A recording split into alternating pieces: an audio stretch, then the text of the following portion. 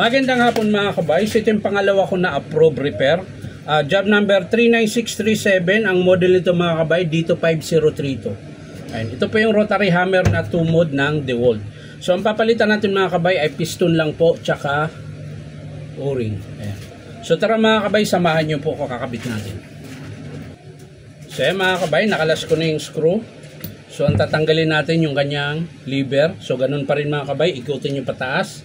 Tapat nyo sa drill, tapos pihitin nyo po pakaliwa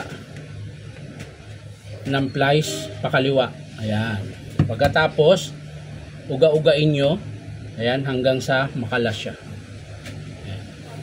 At syempre, dahil piston lang yung papalitan natin, hindi na natin kailangang baklasin yung ulo. Dahil dito lang tayo sa may bearing housing nya. Ayan.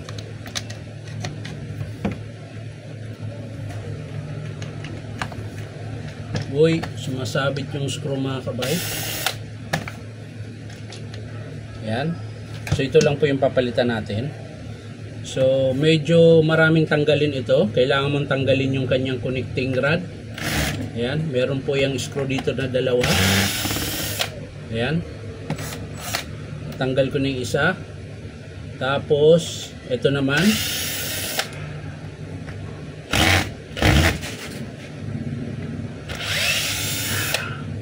Kailangan yung makalas ito.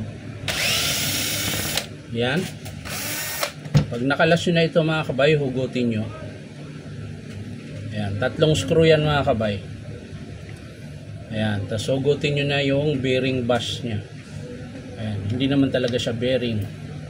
Pero yun yung tawag sa kanya mga kabay. Sungkit-sungkitin nyo lang. Medyo matigas. Ayan. Lagyan lang natin dito. Tapos yung kanyang ito muna, kanyang gear. Ayan. So madaming kakalasin pag nagpalit tayo ng piston. Kailangan natin ng basahan. Sa kanyo ugain yung meron pa pala yung isang screw mga kabay, hindi pa nakalas. Yun. So kalas na yung 2 screw. Yan yung humahawak sa intershaft mga kabay. Tapos uga-ugain nyo lang yung intershaft. Ayan. Hanggang sa makalas nyo na yung piston. So ganun po yung itsura niya. Ayan. So pag nagpalit ng piston mga kabay, madali lang. Ayan. Uhugutin nyo lang yan. Tapos syempre punasan natin para hindi gaano magrasa yung kamay natin. Tapos sundutin nyo yung pin. Ayan, yun yung bakal. Tapos yung shim. Minsan nadudurog po yan, kaya pag nag-estimate kayo, silipin nyo rin ito. Ayan. Tapos, papalitan natin yung bagong piston. So, kung paano nyo hinugot yung shim mga kabay, ganun din po yung pagkabit. Tapos yung pin. Ayan. Tapos, pwede na natin ibalik dito sa kanyang intershaft. Ayan. So, ganun lang po ang forma niya. Ayan. Tapos kakabit natin, pabalik. Ayan. Kung paano nyo hinugot mga kabay, ganun din. Ayan, uga-ugain nyo rin siya hanggang sa babaon yung kanyang bearing. Tapos balik natin yung 2 screw. Ayan, higpitan lang natin para malak, hindi siya gagalaw. Ayan, kulang pa ng isa.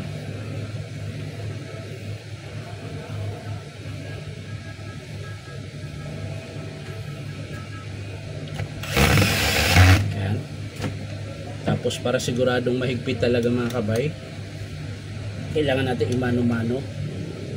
Yan. So yan na po siya mga kabay.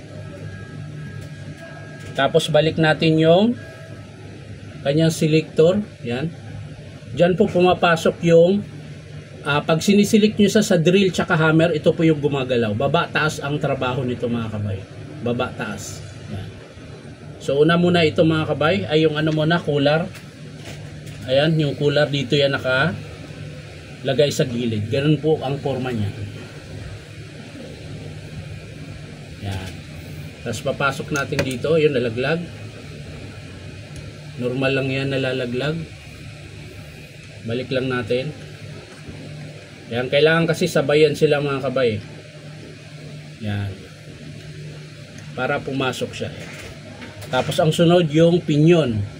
Huwag nyong kalimutan yung washer sa ibabaw, huwag nyong tanggalin. Kailangan nandyan yan pag kinabit nyo dito. Ayan. Dahil pag nawala yan mga kabay, magbabago yung andar. So ang sunod mga kabay, yung bearing bash nya. Ayan, balik natin. Kung paano nyo siya kinalas, ganun din yung pagbalik. At syempre, huwag nyong kalimutan yung tatlong screw. Ayan. Tapos higpitan din natin.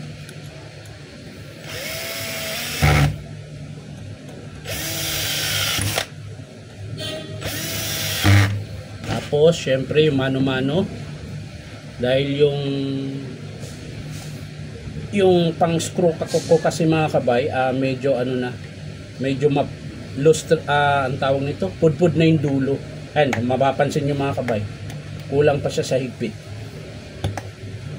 Ayan, dumudulas na lang kasi yung pang higpit ko.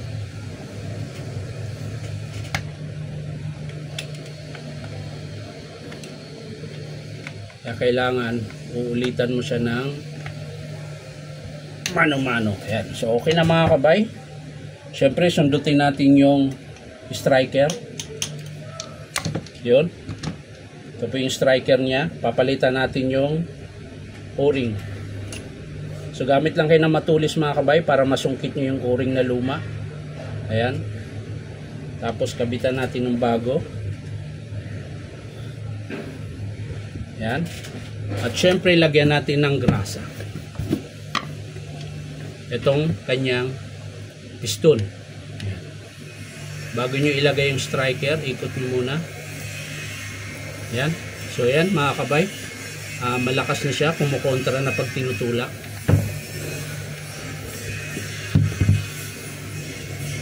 So pwede natin ibalik yung kanyang front housing at spindle.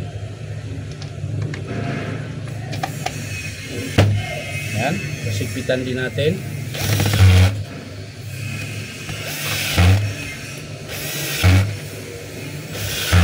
Ayan. At syempre dahil hindi nakasintro yung kanyang spring, kailangan natin paandarin bago natin ikabit yung lever. Ayan, hindi po nakasintro yung spring. So, ayan, matigas siya sulok. Kailangan nakaandar. Ayan, nakasintro na po siya. So pwede natin ibalik yung kanyang lever. So kung paano nyo kinalas mga kabay, ganun din yung pagbalik. Ayan, tulak nyo lang. Pero siguro din nyo na na-shoot nyo yung pin sa kanyang spring. Ayan, tapos pihit, pakaliwa, ay pakanan. Ayan.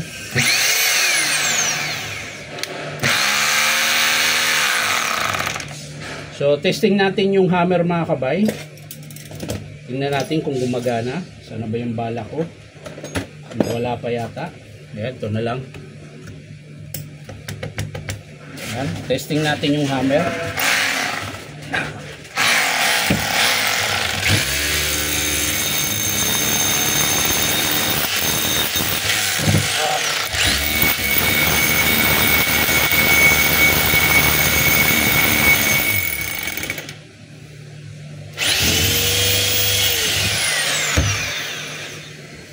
So okay na po yung hammer niya mga kabay. Malakas na po dahil nagpalit na po tayo ng piston tsaka o-ring. Kaya ko lang to pinalitan yung piston niya dahil nakayod po yung loob niyan. Dahil nasira po yung o-ring niya, yung luma. So tumama yung bakal sa aluminum kaya po siya nakayod. So yan lang mga kabay. Maraming salamat sa panunood at palike and share na rin po. At syempre po baka pwede makahingi sa inyo isang subscribe dito po sa aking YouTube account na Inom Tabay. So maraming salamat ulit. Bye bye.